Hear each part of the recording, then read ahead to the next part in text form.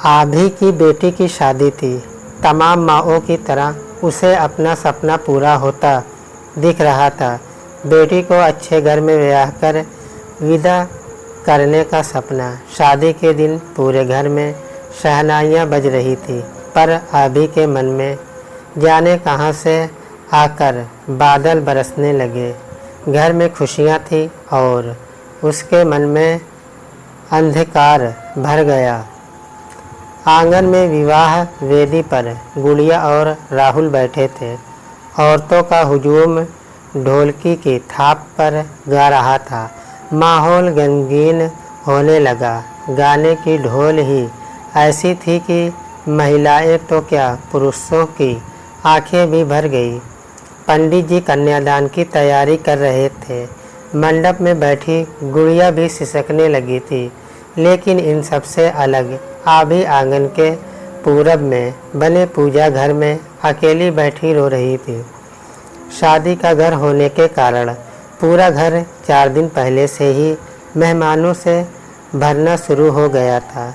जो भी आता चौक विवाह के लिए पारंपरिक के गिफ्ट लेकर ही आता। आभी सबको देखकर पूजा रूम में ही रखती जा रही थी। आने जाने वालों लोगों को विदाई के समय बहने के साथ देने के लिए लाए कपड़े भी वहीं रखे थे। कमरे में पूजा का सामान, पीतल के बर्तन, कपड़े, चारों तरफ कुछ न कुछ भरा था। आभी के सामने पड़ा था 1 इंच लंबाई की कंघी, 1.5 इंच गोलाई वाला आईना, चूड़ियाँ और एक पूरी पीली और स्लेटी रंग की मटमैली ज़मीन वाली साड़ी। आभी ने एक बार फिर साड़ी को मुट्ठी में भरा और फूट फूट कर रोने लगी। तभी सोनम आई। उसे रोता देख भर्राए गले से कहा, भाभी रो क्यों रही हो? सभी बेटियों को एक दिन जाना ही पड़ता है। देखो ना, मैं भी इसी घर से विदा हुई। गुड़िया भी अपने घर जा रही है। चलो अब जल्दी से बाहर आओ, कन्यादान का समय हो गया है। उसने आभी का कंधा थपथपाते हुए कहा, हाँ बस आ ही रही हूँ, ज़रा सहेज लूँ। आभी ने संभल कर कहा। सोनम के जाते ही वह फिर रोने लगी। जाने क्यों उसे लगा था गुड़िया की शादी में सब कुछ ठीक हो जाएगा। विदाई के समय ही सही गुड़िया को लगेगा नानी का घर भी उसका अपना था। कुछ था उस घर में, तभी तो वह माँ के साथ वहाँ झिड़की खाने, डांट सुनने और अपमानित होने बार बार जाती थी। लेकिन नहीं, आज पूरे रिश्तेदारों के सामने उसका पानी उतर गया। कितना छुपा कर रखा था उसने सब कुछ। आज लोग उसके बारे में जाने क्या क्या कह रहे होंगे। तभी निम्मी आ गई। मम्मी चलो ना, कन्यादान के लिए पंडित जी बुला रहे हैं। ठीक है, जा बोल दे आ रही हूँ। उसने साड़ी को एक पॉलीथीन में गांठ लगाया और उठने से पहले घुटनों पर हाथ रखकर देखने लगी। सब कुछ ठीक रखा है ना? जो नहीं जानते हैं उन्हें तो कुछ समझ में नहीं आना चाहिए। फिर बाहर आ गई। उसे लगा सभी औरतें उसे देख रही हैं। इतनी देर में तो बात फैल गई होगी। सब औरतें उसके मायके और उसके बारे में ही बात कर रही हैं। उसने जिधर देखा औरतों का झुंड उसकी ओर नज़र उठाए था। आभी को लगा 20 बाजार में उसकी चोरी पकड़ी गई है। सिर नीचे करके वह आई और बैठ गई।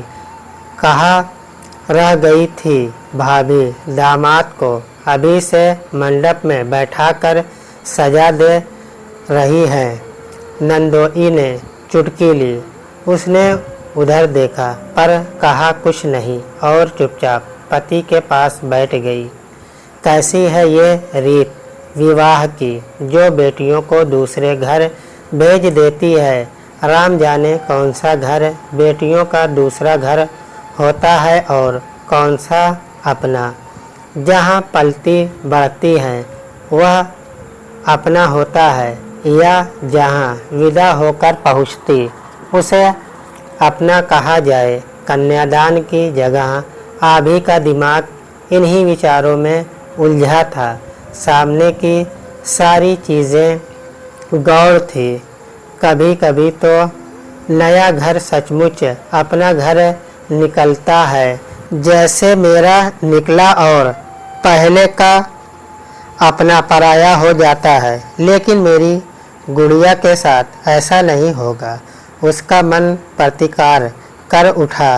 नहीं नहीं, गुड़िया के तो दोनों घर अपने ही होंगे। जब तक मैं जीवित रहूँगी उसे पराएपन का एहसास नहीं होने दूंगी। गुड़िया और निम्मी को पूरा सम्मान मिलेगा अपने दोनों घरों में। मैं क्या कभी गुड़िया को किसी चीज़ के लिए मना कर पाऊंगी? उसने अपना मन टटोला और लाख मना करने के बाद भी उसका ध्यान वर्तमान और विचारों से अलग हटकर पुरानी यादों में खो ही गया। कब उसने फराक पहना था याद नहीं। जब से होश संभाला सलवार कुर्ते में ही ढकी रही। कितना चमकती थी वह। कभी फराक या नए ज़माने वाला जम्पल पहनने को बाबूजी और भैया से कुछ कहने की ना हिम्मत थी और ना ही इजाज़त। माँ से कहो तो तमाम झिड़कियाँ मिलती। अभागी अभी से नाक कटवाने की तैयारी में है। काहे पहनना है चुस्त जम्पल? कहाँ नाचेगी जाके? कभी स्कूल जाने की रट लगाती, कभी नचनिया बनने को तैयार हो जाएगी। ऐसी ही लड़कियां रंडी बनती हैं एक दिन। माँ की बातें उसके कलेजे में उतर जाती पर न स्कूल जाने की इच्छा खत्म होती न मोहल्ले की दूसरी लड़कियों की तरफ अच्छे कपड़े पहनने और साफ से रहने की। आभी को याद आया माँ ने शायद ही कभी उसे आभी पुकारा हो। जब पुकारती अभागी ही कहती। जब तक मोहल्ले में भी अभागी पुकारने वाला मिल ही जाता। गली के बच्चों से जब उसका झगड़ा होता तो वे आभी अभागी की रट लगाकर उसे चिढ़ाते। धीरे धीरे यह रहस्य उस पर प्रकट हो गया। माँ ने उसका कोई नाम नहीं रखा है। घर में किसी को बेटी की चाह नहीं थी और आभी का जन्म हो गया तो उसे अभागी पुकारा जाने लगा। यही बाद में बिगड़कर आभी हो गया। कितना बुरा लगा उसे जब उसके ससुराल आने पर सोनम ने कहा था, भाभी ये कैसा नाम है आपका? लगता है आभी ना होकर अभागी है। क्यों ना हम बदल दें? पर सास ने टोक दिया। नाम जन्म और संस्कार की तरह होते हैं, उसे बदला नहीं जा सकता। ठीक ही हुआ जो नाम नहीं बदला गया, वरना घर वालों का अभिशाप नए नाम के साथ और बढ़ जाता। छोटी थी तो क्या हुआ? आभी को अभी भी याद है उसके जन्म के 3.5 वर्ष बाद सरयू का जन्म हुआ। पहली बार उसे प्यार किया गया। किसना? चाची, कामिनी, हुआ, सब ने कहा आभी भाई लाई है, इसकी पीठ पूजनी ही होगी। आंगन में बैठाकर उसकी पीठ पर जब कुछ गीला सा लगाया जाने लगा तो उसने पूछा था, छी, मेरी पीठ में आप लोग क्या लगा रही हैं? हट पगली, टोकते नहीं हैं। कामिनी बुआ ने झिड़की दी। तेरे पीठ पर भाई हुआ है ना, इसलिए पीठ पूजी जा रही है और भाई लाना फिर उसकी पीठ पूजकर 2 लड्डू और 1 बर्फी दिया गया था। 2 साल बाद जब सरिता का जन्म हुआ तो उसे खूब डांट पड़ी थी। पूरे दिन खाना भी नहीं मिला था। अभागी अपनी जात बढ़ा रही है, बार बार यही सुनने को मिला। उसने तो ना भाई को बुलाया था ना बहन को, पर एक बार मिठाई मिली और दूसरी बार पिटाई उस दिन की खूब और सबके ताने याद आते ही रुलाई आ गई, पर ठीक से रो भी नहीं पाई। सोनम आ गई और हाथ पकड़कर उठाते हुए बोली, चलो भाभी, पानी पी लो, इतना मत रो। देखो तुम्हें रोती देख गुड़िया भी रोने लगी। उसने आसपास देखा, कन्यादान समाप्त हो चुका था। अपनी गुड़िया राहुल को दान कर दिया और पता भी नहीं चला, लेकिन मन अभी गुड़िया की ओर से पूरी तरह हटा था। बार बार अपना मायका यादों के रूप में दस्तक दे रहा था। जाने कौन सा जुल्म किया था उसने और सरिता ने, जो कभी घर में किसी ने प्यार से बात नहीं की। कितनी बार कहा, माँ सरकारी स्कूल में पैसे नहीं लगते हैं, पर माँ की घुड़की लगातार जारी रहती। कौन कहता है पैसे नहीं लगते हैं? कौन बिगाड़ रहा है तुम लोगों को? ज़रा उनका नाम बताना। स्कूल में गई है तुम्हें भड़काने वाली। किताब कॉपी क्या मुफ्त में आते हैं? भला हो पंडित जी का, उनके पूजा कराने के बाद ही सरयू का जन्म हुआ था। काशी से जब लौटे तो माँ को कह दिया, इन दोनों को भी 1-2 क्लास पढ़ा दो। माँ ने पहले तो विरोध किया। पंडित जी, आप भी कैसी बात करते हैं? पहले इनके पढ़ाई में पैसे लगाएं, खिलाए पिलाएं और मुठिया कर ये दूसरे के घर जाकर रहेंगे। उड़ने वाली मैना के साथ ज़्यादा लगाव दुलार नहीं रखना चाहिए। कब उड़ जाए, शादी में खर्चा लगेगा सो अलग। हाँ जजमान, उड़ तो जाएंगी, लेकिन 2-3 साल पढ़ लेगी तो लड़के वालों को कह सकते हैं पढ़ी लिखी लड़की है। शादी में कम परेशानी होगी और लड़की थोड़ा जोड़ घटा सीख जाएगी। 4 अक्षर पढ़ लिख लेगी तो ससुराल से चिट्ठी तो लिखेगी। चिट्ठी पत्री से क्या होगा पंडित जी? आप कह रहे तो हम नाम लिखवा देंगे, लेकिन याद रखिएगा शादी में कम खर्च कराइएगा और लड़के वालों को कह देंगे मैट्रिक तक पढ़ी है लड़की। परीक्षा के समय तबीयत खराब थी तो परीक्षा छूट गई और तब जाकर स्कूल का मुंह देखना नसीब हुआ। 10 साल की उम्र में 6वीं में थी तभी शादी हो गई। देखो आज का दिन मेरी बेटी की भी शादी हो रही है। अभी ने देखा गुड़िया फेरे के लिए खड़ी है। घूंघट के कारण चेहरे का बहुत थोड़ा सा भाग दिख रहा था। कितनी प्यारी दिख रही है मेरी बेटी, दैया कहीं नजर न लग जाए। उसने दीर्घ निश्वास छोड़ा और पूजा रूम में आकर बैठ गई। पहले की तरह ही चिंता मंग, उदास और भग हृदय से अपने मायके और पुराने जीवन को याद करती हुई माँ बाप ने जिंदगी में अभिशाप डालने की पूरी कोशिश की थी, लेकिन किस्मत उस पर मेहरबान थी।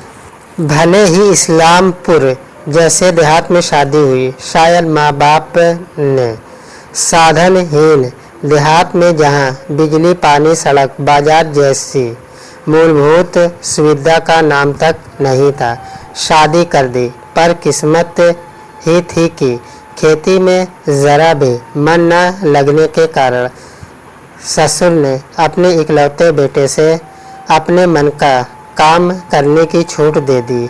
बस दोनों पति पत्नी आ गए पटना में, छोटा सा जनरल स्टोर खोला और आज 20 साल में मल्टीपर्पस स्टोर में बदल गया है।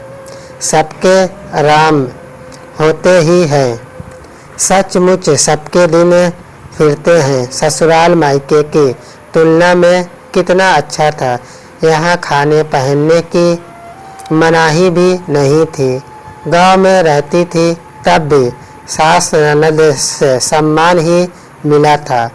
गांव था तो क्या हुआ, क्रीम पाउडर लगाने का सुख, चूड़ियाँ बिंदी प्रयोग का मौका और अपनी मनपसंद कपड़े पहनने की छूट का आनंद उसने वही तो जाना था। भरपेट मिठाइयाँ खाई थी। कभी अपने मन से कोई चीज़ रसोई में बनाई तो सबने मज़े से तारीफ़ करके खाई। कितना सुकून मिला था उसे यहाँ आकर। बेचारी सरिता ने भी कम बुरे दिन नहीं देखे थे। उसके ससुराल आने के बाद घर के सारे काम अकेले उसके जिम्मे ही आ गए। जब बड़े भैया की नौकरी लगी तो साथ में उसे भी टाटा जाना पड़ा था। आभी को लगा था सरिता के दिन बदल जाएंगे। भैया के साथ शहर में रहेगी तो दुनिया देखेगी, सुनेगी, मन का खा पहन सकेगी। पर हुआ उल्टा। पढ़ाई छूटी सो छूटी। गांव में जो थोड़ी आज़ादी मिली थी उस पर भी ताला जड़ गया। भैया रोज़ बाहर से ताला बंद करके ऑफिस चले जाते। सरिता घर के अंदर बंद काम काज करती रहती। घर में बालकनी थी मगर उसे उधर जाने की मनाही थी। भैया वहाँ भी ताला बंद करके जाते थे और छत पर जाने का तो सवाल ही नहीं उठता था। 2 साल रही सरिता वहाँ, पर अगर मोहल्ले में भी छोड़ दे तो अपने घर नहीं जा सकती थी। सरिता के लिए भी बाबूजी ने कुर्था जैसा देहात ही चुना था। पर 10वीं पास दामाद की नौकरी मैन में शादी के 6 महीने बाद ही लग गई। पोस्टिंग भी बॉम्बे में मिली। उसने अपना समय पढ़ाई में लगाया और बाद में बाबू हो गया। सरिता भी आ गई मुंबई में।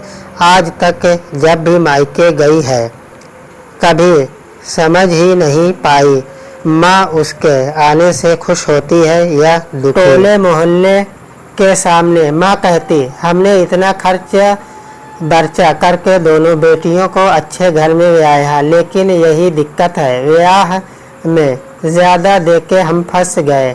हर बार देना लेना पड़ता है। आधे सुनती और टूक टूक होते अपने हृदय को संभालती।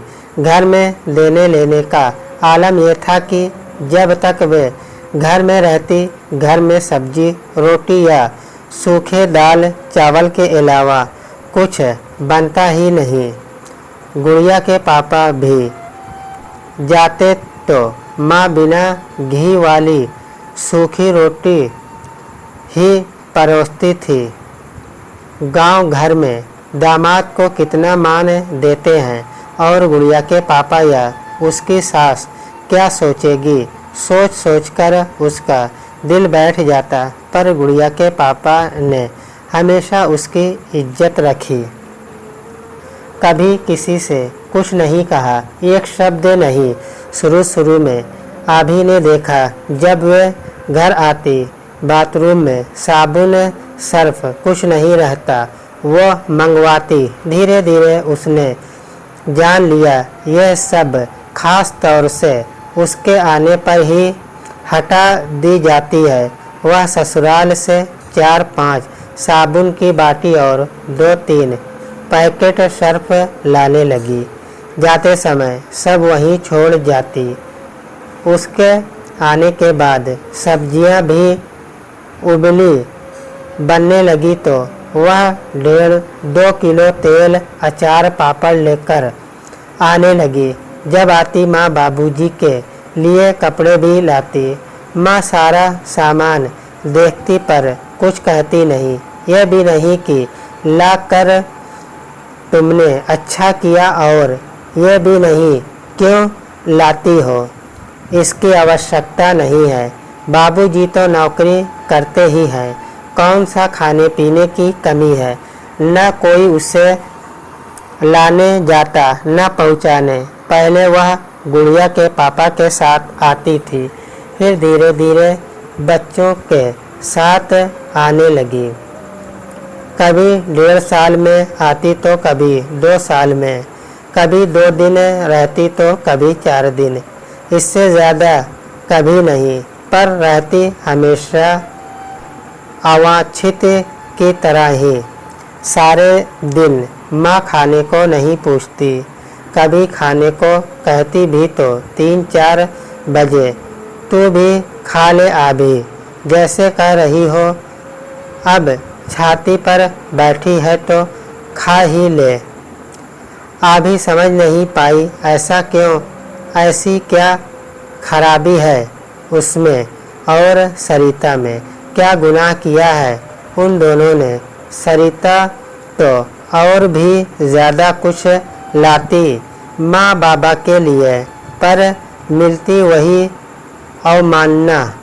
यूँ शादी के पहले भी आभी के दुख दर्द में मोहल्ले वाले मरहम लगाते थे, पर शादी के बाद उसे संकोच होता किसी को कुछ बताने में। कैसे कहे, माँ बाप खाने को नहीं पूछते। जिस घर में बचपन गुजारा उस घर में अपने हाथ से परोस कर खाना भी नहीं खा सकती, इतना संकोच है अब मेरे अंदर, और मांग कर भी नहीं खा सकती। हाँ, मोहल्ले टोले में घूमने निकलती, लोग खाने को पूछते तो खा लेती। सब कहते कितना अपनापन भरा है आभी के अंदर, पूरे गांव को अपने मायके के बराबर ही समझती है, कोई घमंड नहीं। शहर में रहने के बाद भी, मायके आने से पहले और मायके से लौटने के बाद आभी महीने तनाव झेलती। वहाँ क्या लेकर जाना है, सास पति से छुपाकर कैसे लेकर जाए, और लौटकर आए तो क्या क्या सास को दिखाएं। छुपा छुपा कर कभी पैसे रखती तो कभी साड़ियाँ, मायके से लौटती तो सबको दिखाती। माँ ने ये साड़ी दी है, बच्चे के लिए कपड़े दिए, दोनों घरों की लाज उसे बचानी ही थी। हाँ, कसमकस में उसके दिल को कितना कष्ट उठाना होता, उसके सिवा कौन जान सकता था। तब उसका कलेजा कितना टूट गया था जब मायके में एक दिन नहाने के लिए नए बाथरूम में गई तो ध्यान आया तौलिया तो लाई ही नहीं। तौलिया लेकर लौटते समय देखा बाबा बाथरूम से नील की डब्बी लेकर बाहर निकले और आंगन के एक और बने अलमारी में छुपा दिया। वह बाथरूम में चुपचाप रोती रही। साड़ियों में नील की आवश्यकता होती नहीं। बच्चों के बनियान में बाबूजी के नील की 2-4 बूंद डाल ही लेती तो कौन सी कमी हो जाती उनके घर में। उतना नील तो ऐसे ही ज़रा सा डब्बा फैला कर देने से बर्बाद हो जाता है। पिता होकर बाबा ने 2 बूंद नील के लिए उसके साथ छल किया। वह कितना कुछ लाती है। हर बार मायके आते समय बाबा जब इतना ही हिसाब करना जानते हैं तो ये भी तो जाना होता। ऐसी छोटी छोटी तुच्छ बातें उसे कितना तोड़ती है। बाबा क्यों नहीं समझते? ईश्वर ने बेटी बनाया, माँ बाप ने सताया और दूसरे के घर विदा कर दिया। 4 दिन वह मोह में खिंची चली आती है तो ऐसा व्यवहार हर बार कुछ न कुछ ऐसा घटता ही है कि दिल लहूलुहान होता है। वह सोचती है अब नहीं जाएगी मायके, पर साल 2 साल के बाद जाने क्यों मन छटपटा जाता है और वह आ ही जाती है। इस बार तो 3.5 साल से ज़्यादा हो गया है उसे आए, तब भी ऐसा सत्कार। पिछली बार ही भैया भाभी को छुपकर अपने कमरे में अच्छी सब्जी खाते देख लिया था उसने। उस दिन सुबह बाजार की ओर निकलने पर ताज़ी गोभी देख वह लेती आई थी। माँ ने उसे अजीब काले रंग की उबली सी सब्जी परोसी थी। किसी तरह खा लिया था उसने, पर थोड़ी के बाद ही भैया की थाली में उसने मसालेदार अच्छी सब्जी देखा तो इच्छा हुई माँ को जाके कह दे कि अब से मैं जब आऊँगी मुझसे रोज़ के खाने के पैसे ले लिया करो, पर ऐसा अन्याय मत करो। कहीं मेरे बच्चे देख लेंगे तो क्या सोचेंगे। पर उसने कुछ नहीं कहा और अगले दिन सुबह की पहली बस से अपने घर लौट गई। आकर सोचा था अब तो नहीं ही जाऊंगी मायके, पर कहाँ 3 साल में ही उसके प्राण छटपटा कर रह गए और वह आई भी तो यह दिन देखना पड़ा। माँ कोहबर तो यही भराएगा ना, ज़रा किनारे हटो तो मैं जगह बना दूँ। निम्मी चाहती हुई बोली। अब गुड़िया सचमुच दूसरे घर चली जाएगी। कोहबर का समय भी आ गया। अभी जैसे नींद से जागी, फिर निम्मी के साथ मिलकर साफ करने लगी। गुड़िया और राहुल को बात करने के लिए छोड़ सब लोग बाहर आ गए। औरतों का झुंड चुहल करता हुआ दरवाजे से कान लगाए कुछ न कुछ बोल रहा था। अभी सारा सोच विचार छोड़ विदाई की तैयारी करने लगी। माता की ममता, घर भर का प्यार, लड़कपन की यादें, जवानी की मिठास आंचल में समेट गुड़िया अपने नए घर चली गई। विदाई के बाद घर के लोग अपनी थकान उतारते हैं। घर में आए मेहमान आराम कर रहे थे, पर अभी अपने काम में लगी थी। पूजा रूम में बैठकर वह जाने वाले मेहमानों के लिए बैना निकाल रही थी। हर पैकेट में लड्डू, माठ के साथ ही एक साड़ी और धोती रखकर जिसे देना हो उसके नाम की एक पर्ची डाल देती। अचानक मायके से आए पॉलीथीन पर उसकी नज़र पड़ी। उसने सोचा अब तो कुछ भी हो वह कभी मायके नहीं जाएगी। गुड़िया के पापा खुद न्योता देने गए थे, उसके बाद भी कोई नहीं आया। कितने उल्लास से उसने माँ को आने के लिए फ़ोन किया था, कितने बुरे ढंग से तोड़ा माँ ने उसके विश्वास को। इतनी दूर कौन जाएगा, 50 रुपये तो जाने में ही खर्च हो जाएंगे। माँ के पैसे खर्च हो जाते। गुड़िया के पापा तो उसी समय साथ चलने को कह रहे थे। माँ ने ये भी तो नहीं कहा बाद में आकर ले जाइएगा। क्या मैं माँ को छोड़ देती? भाभी अब भूल भी जाओ। आभी ने घबरा कर देखा। सोनम खड़ी थी। भाभी सबके मायके वाले एक जैसे नहीं होते। आपके घर वालों ने खराब कपड़ा भेज दिया तो आप उसे मत पहनना। इस बारे में सोचकर क्यों अपना मन दुखी कर रही हो? सोनम ने बैठते हुए कहा। तो सोनम को भी पता है। आभी को लगा जैसे अब तक संभाल कर बचाया गया मान मिट्टी में मिल गया। क्या सोचेगी सोनम उसके मायके के बारे में कि भाभी के घर वाले खुद तो आए नहीं और पड़ोसी के हाथ एक ऐसी साड़ी भेज दी जो दाई नौकरों को भी नहीं दी जा सकती है। गुड़िया के लिए तो कुछ भेजा ही नहीं, जबकि शादी तो नानी घर के कपड़ों में ही होती है। क्या सोचेगी सोनम? मैं उसे अपने मायके वालों के बारे में झूठ बोलती रह मारे शर्म के आभी से सिर भी नहीं उठाया गया। इतना सोचने की ज़रूरत नहीं है भाभी, मैं भी ससुराल वाली बेटी हूँ। ऐसा तो सभी बेटियाँ करती हैं। चलो थोड़ा आराम कर लो। जिनकी विदाई अभी होगी मैं देख लूँगी।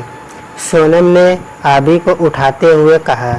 इन बातों से आभी को कितनी राहत मिली।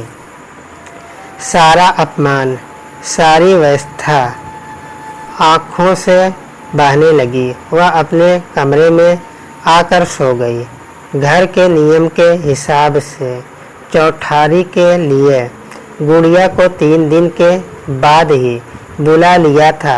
आभी ने राहुल और गुड़िया से ही सत्यनारायण की कथा कराई। अगले महीने आकर गुड़िया को ले जाने का वादा करके राहुल उसी रोज लौट गया। आभी ने गुड़िया से दिन भर बातें की, एक एक बात पूछी। ससुराल जाने से लेकर घर वापस आने में क्या क्या हुआ गुड़िया ने भी विस्तार से बताया। आभी को लगा बिटिया का विवाह सार्थक हुआ। अगले दिन सुबह सुबह ही फ़ोन की घंटी बजी। राहुल का फ़ोन होगा सोचकर गुड़िया ने लपक कर उठाया। उसने चुपचाप उस तरफ की बातें सुनी और अच्छा कहकर फ़ोन रख दिया। उसके शांत चेहरे को देख आभी का दिल धड़क उठा। क्या हुआ गुड़िया? उसने घबराई आवाज़ में कहा। वो सरयू मामा का फ़ोन था। नाना जी की तबीयत खराब है। गुड़िया ने धीरे से कहा। क्या हुआ? बाबूजी को तूने पूछा नहीं? मेरी बात ही करा देती। आभी ने परेशान होते हुए कहा।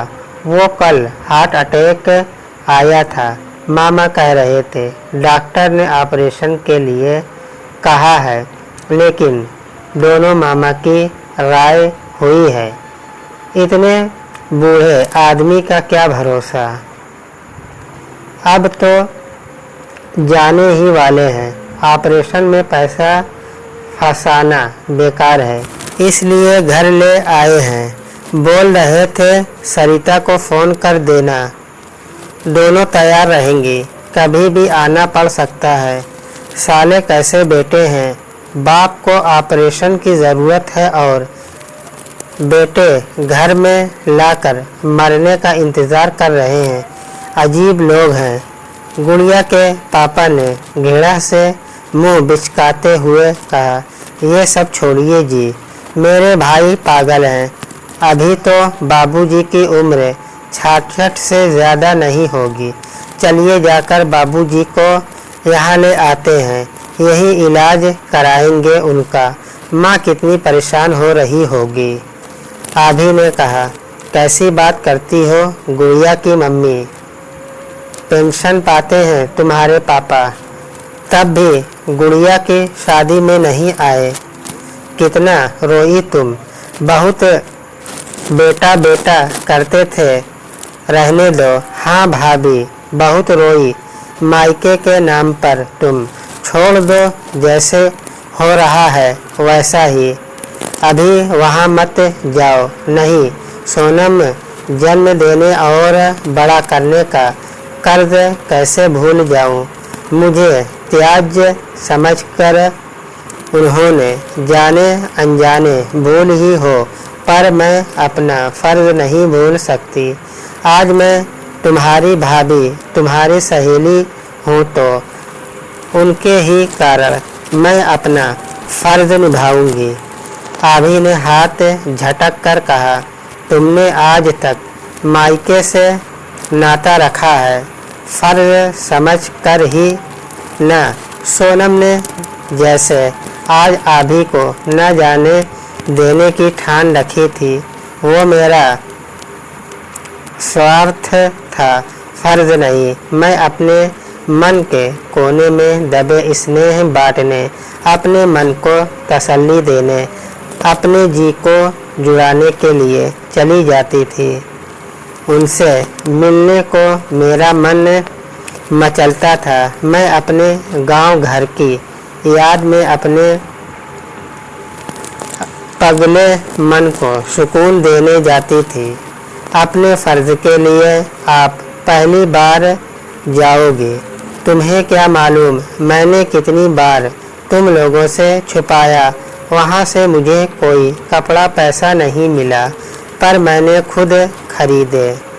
इसमें भी मेरा स्वार्थ था। जाने दो रे, मुझे यह है कि अगर आप लोगों की मर्जी ना होगी तो आप पैसे मत देना। मैं मांगूंगी नहीं, पर मेरे गहने पर तो मेरा अधिकार है। मेरा स्त्री धन वही तो है। मैं उन्हीं की कीमत पर बाबूजी का इलाज कराऊंगी। 2-4 दिन में सरिता भी आ जाएगी और हम मिलकर बाबूजी को बचा लेंगे।